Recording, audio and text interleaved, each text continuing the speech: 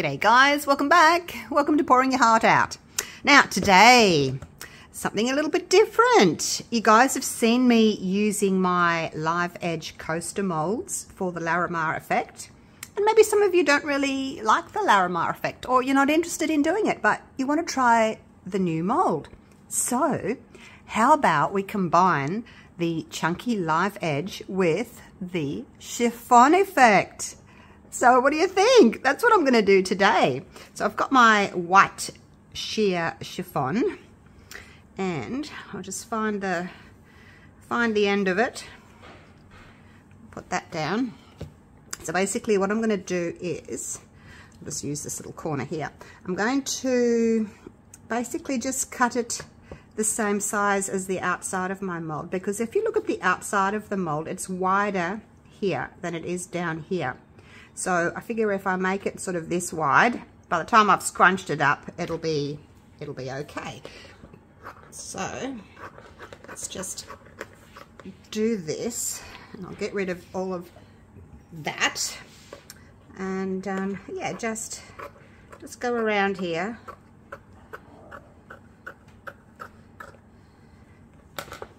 I'll trim it up a bit better. I can't get my scissors down there on an angle like that.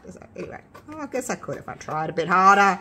Let's try a little bit harder, eh? Go right around here. So that, and you don't want all this frayed stuff in there. I mean, you could put frayed in there, but I don't want frayed. So we'll just go around there. That way, I know roughly how big, how much chiffon to use, because you don't want to use too much. Well, I don't anyway. I don't want my folds to be like too foldy. I just want them to be gentle folds. So anyway, that's basically what I'm going to do. Get rid of those. Now, if you wanted to, you could still.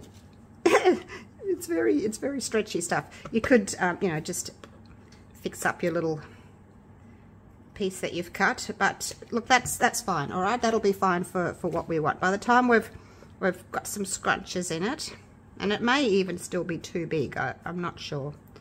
I may just take a little bit more off. I know from memory, last time I did it, I really didn't need a very big piece at all. So anyway, that's my piece of chiffon. We'll leave that for there. The other thing I want to do is I want to use my Aluminium Bright from Art Tree Creations, my silver. It's a metal powder. It's not a mica powder, it's a metal powder. I don't know what the difference is, but it's very metallic-y, very shiny. So I'm going to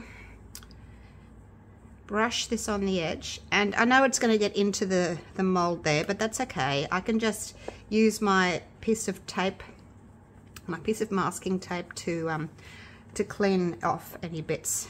But I find if I kind of tap it and get most of it off, it doesn't sort of fly away too much, because this stuff does fly away everywhere. So anyway, this is going to take me a little while to do, so I will continue to do this. I'm kind of pushing it into those little nooks and crannies, trying to get it into all of those.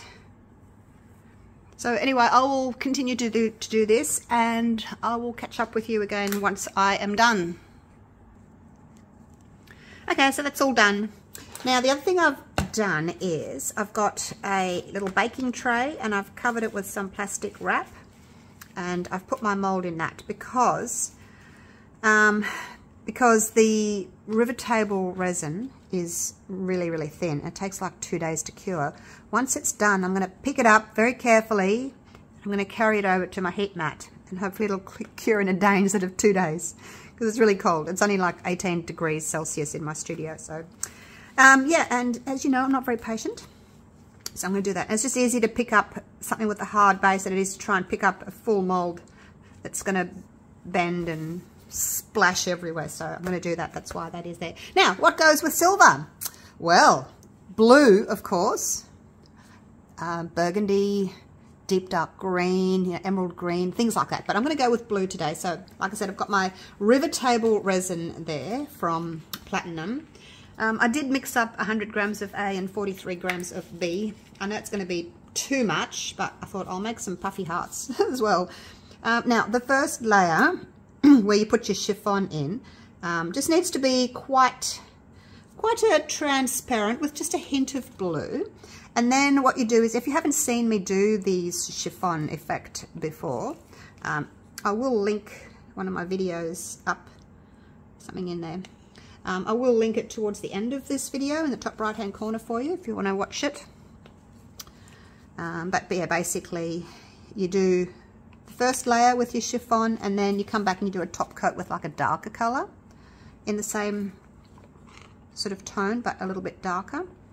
I think that's probably be it. It is a bit difficult to tell because it's probably about 5 centimeters in there, a couple of inches deep. But if you put it on a piece of paper towel, you can see what it's going to look like, and obviously it's very different. So let's just do another drop. Get in there. And we'll see what that looks like. So just go slowly with your drops. You don't want your first layer to be too dark. You want to be able to see those gorgeous billowing folds of chiffon in your resin. I might actually come back and top it with a navy blue rather than the sapphire blue, just to give that a little bit more depth of color. I'm fine with the top layer being this, but I think the next one I'd like it to be a little bit darker. Oh gosh, do I go again? Do I go again? See, the thing is, it's not going to be this shallow though, but it's not going to be that deep either. Look, let's just go with it. It's got a hint of blue in it. We'll just go with it. I'm going to let that sit for 10 minutes or so until those bubbles come up. And then we will get started with the next step. Okay, now I just wanted to show you the box. This is the heating mat that I've got from Let's Resin. Well, this is not the box. This is not the mat. This is the box that it came in. I've got it plugged in over there, off to the side. So I will link, or I'll put the link for Let's Resin for their main website, their US Amazon and their UK Amazon down in my description if you want to buy anything from them, and you can also use my discount code with those websites.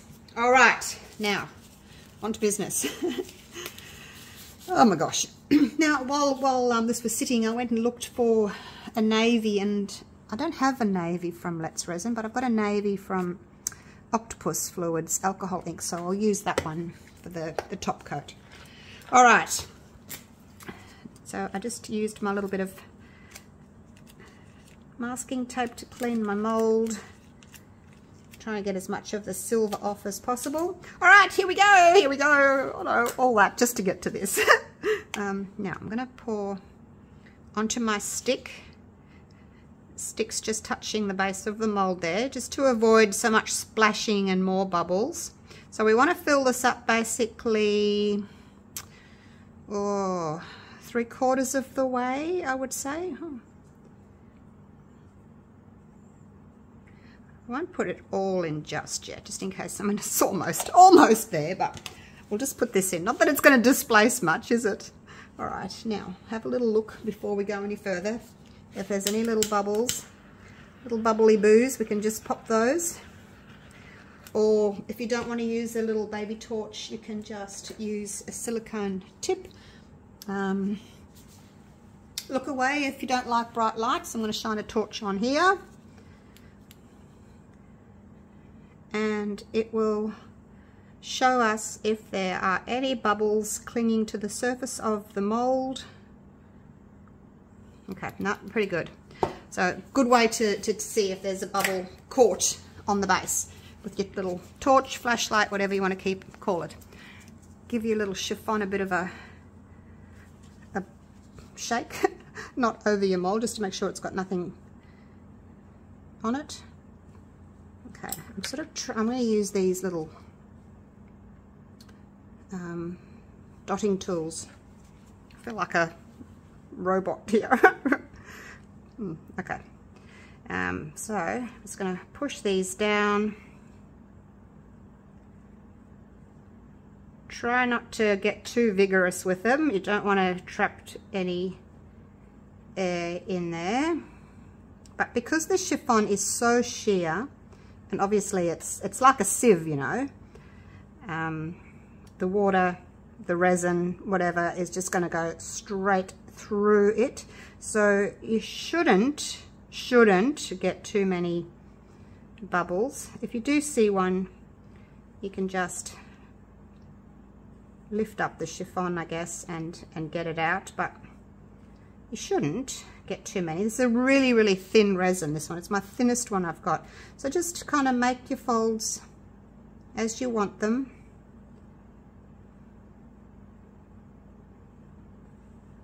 Now remember, the other side is what you're going to see, not this top side. It's the other side that you're going to see. So just make it how you want it. Try not to fiddle too much, which is really difficult for me because I'm a fiddler. Okay, look, let's just leave it. You don't know what the other side's looking like. I'm just got to clean off those. Okay, now the rest of my resin. Is that a bubble? Is that a bubble? Just give it a quick little torch. Yeah, there's a few bubbles there. There we go, they're gone though. No big deal. Okay, so I'm going to just pour the rest of that in, almost all of it. So that was probably 140 grams there. And we've still got a little bit of room left for the top coat once this has cured. Not totally cured, like not totally, see, I'm fussing again. Not totally cured, so that you could unmold it, but cured enough for me to come and put the top coat on, which is going to be my navy. Okay, so we'll leave that.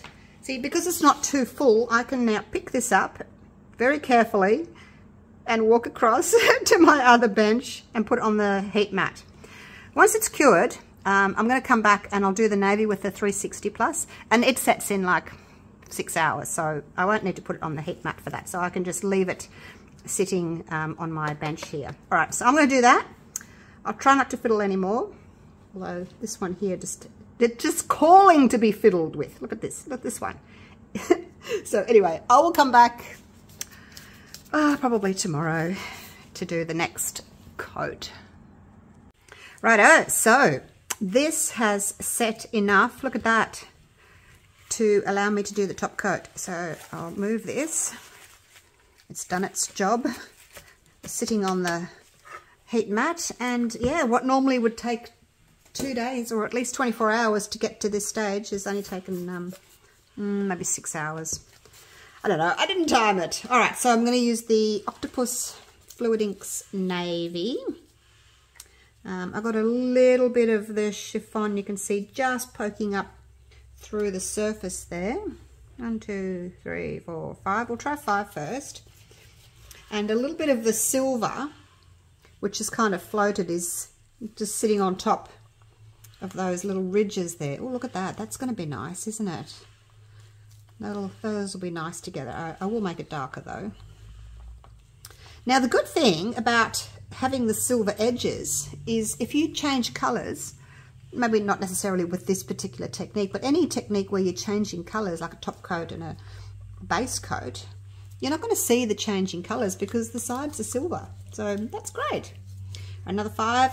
1, 2, 3, 4, 5. Let's see how that goes. It's a lovely colour. I just didn't want like a aquamarine type bright blue. I wanted it more of a darker blue.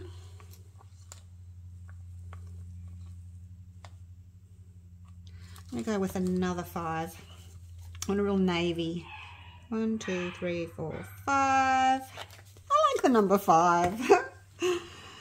And if that's not dark enough, then I'll add a tiny bit of black. Because again, it looks darker than what it is going to be, because I'm only going to put like maybe 3 or 4 millimeters thick, whereas in here it's, you know, over an inch deep there. sticky. Let's have a look. Let's do our little trick and have a look. So it's not that dark really. So we'll go another 5 of these. 1, 2, 3, 4, 5. And I'm going to put, I've got some black ink in here. What I'm going to do is, because I like putting it in here because I get a tiny little bit, I'm going to actually drop it down onto the stick. Like so. That way I have more control over how much. See, it's not very much, is it? I've sort of got more control over. I can just dip I've kept it there, but I've just dipped a little bit of resin into that black there. And I've kept the rest on my stick. If I want more, I can, you know, dip it again like that and get a little bit more. So it's a good little trick. If you don't want too much black, you know, you want to add your black slowly, just pop it on your stick there like that. I think I've got enough now. Let's have a look. See the difference there? I'm going to take a little bit more of that black.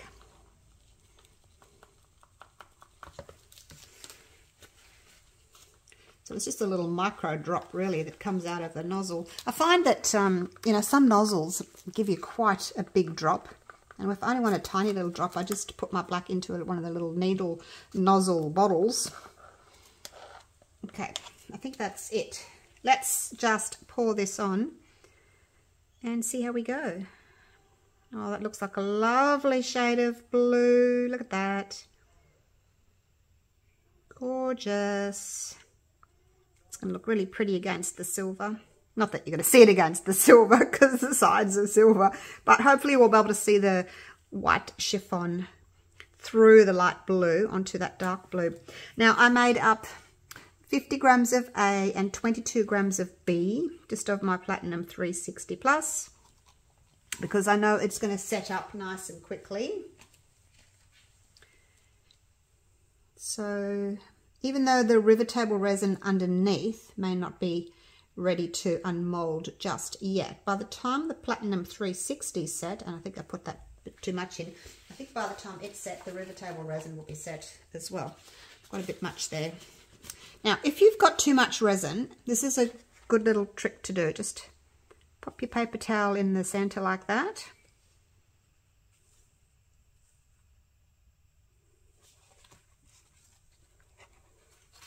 And there you go. Easy way to, that's all the spill. Easy way to, you know, take out a little bit of resin if you've overflowed by accident. I might have just enough to do a little puffy heart in there. Need to get rid of that. All right, so basically that's it. That's all we need to do for now. I'll give this a bit of a torch and wait. So I will see you guys. I'll leave it for tomorrow because it's late in the afternoon now. I'll leave it for tomorrow and unmold it and see what it looks like. Oh my gosh, I hope it works. See you soon.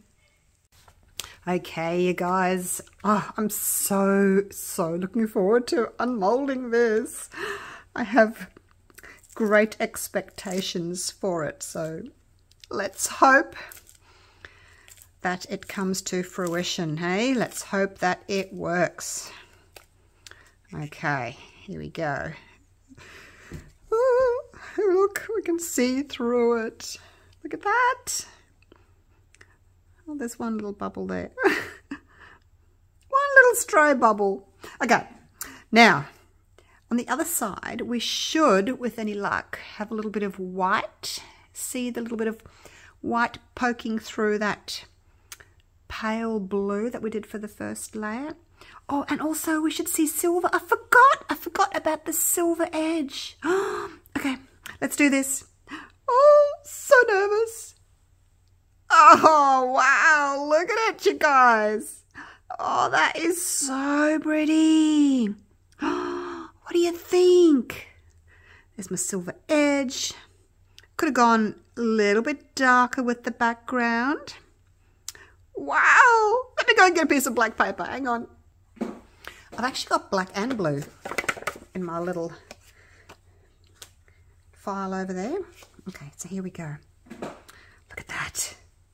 Oh, that's so pretty. Do you like it? Oh, I love it. Okay, so that's with the black. Do you think my my blue's too dark? I don't know, like any lighter and you wouldn't see that it's blue. And then this is, oh, it's more of a purpley blue, isn't it? No, I don't know that there's much difference between the two. Let's do half-half. Half-half. Can't really see much difference between the two. I'll go with the black. All right. Oh, I'm so happy that it's worked. That was pretty easy, wasn't it? Like there's one little bubble in there. And that's all. And then, do you like my silver edge? Sorry about the reflections there. Oh, it's so pretty, so pretty. Let's take it onto the other side there, shall we? And see what it looks like with the light behind it. See, I should just wait for the mornings to unmold, but I'm always way too keen. I can't wait. I can't wait. Let me get my step out of the way. Hang on. Oh, step out of the way. Got my slippers on. It's cold. It's late. It's dark. I was watching MasterChef and I thought, oh, I wonder if I can unmold. There we go. Now those little sprinkles that you can see, that's actually, they're not bubbles. Those are, it's just little silver powder that's been trapped. Look at that. You can see, oh gosh, I'm going to drop it, aren't I? You can see. No, it's sliding off the paper background. Don't drop it, Julie. There you go.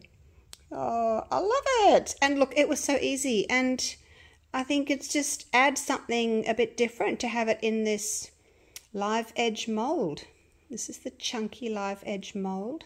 If you want one, I will link it in the description down below. That is so cool. Love it. All right. I would like to do like a dark, deep emerald green. Maybe with, would you go gold or copper edging with the dark green? Either would work. Maybe copper. Anyway, you let me know what you think. Let me know what you think down in the description and I'll see what I can do. All right. I'm going to get back to MasterChef. I've put it on pause.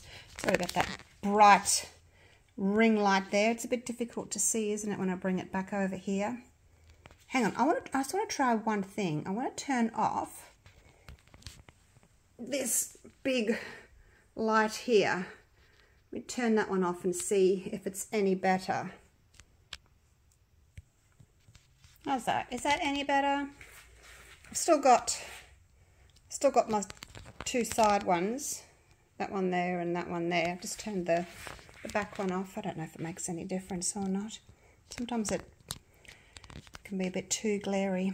But anyway, there it is. That's it with the black background. That's it with no background.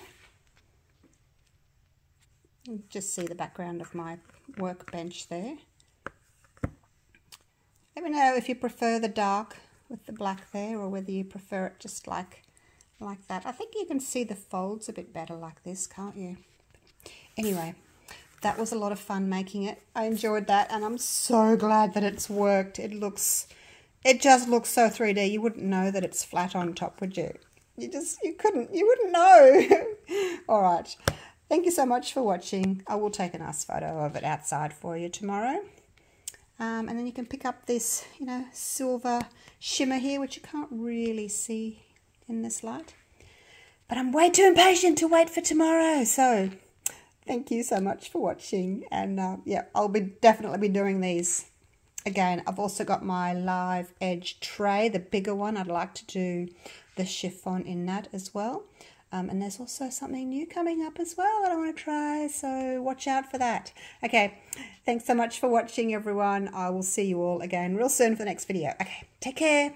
Bye for now.